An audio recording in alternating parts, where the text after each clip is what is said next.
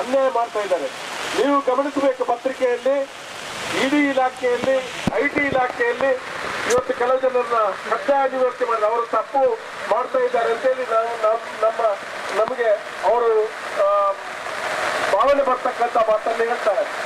ಇವತ್ತು ನನ್ನ ಮನಸ್ಸಿಗೆ ಅನಿಸ್ತದೆ, ಅನೇಕ ಅಧಿಕಾರಿಗಳು ಒಳ್ಳೆಯ ಅಧಿಕಾರಿಗಳು ಇರಬಹುದು ಈ ಇಲಾಖೆಯಲ್ಲಿ, ಅವರನ್ನ ಕಡ್ಡಾಯ ನಿವೃತ್ತಿ ಮಾಡತಕ್ಕಂಥ ಕೆಲಸವನ್ನ ಮೊನ್ನೆ ಪತ್ರಿಕೆಯಲ್ಲಿ ನೋಡಿದರೆ 20 ನಿಮ್ಮನ್ನ ಉದ್ದೇಶಿಸಿ ಮಮತಾ ಗಟ್ಟಿ ಅವರು ಮಾತಾಡ್ತಾರೆ.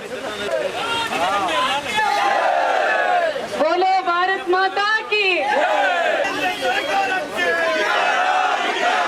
ಈ ಬಿಜೆಪಿ ಸರ್ಕಾರಕ್ಕೆ ನಾವೆಲ್ಲರೂ ಕೂಡ ಅದಾಲಕ್ಕೆ ಕುಸಿದಿದ್ರು ಕೂಡ ಒಬ್ಬ ಬಡವನಿಗೂ ಜನಸಾಮಾನ್ಯನಿಗೂ ಕೂಡ ಬದುಕದಂತಹ ಪರಿಸ್ಥಿತಿ ಈ ದೇಶ.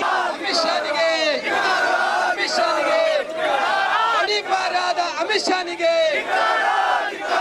2 ವರ್ಷಗಳ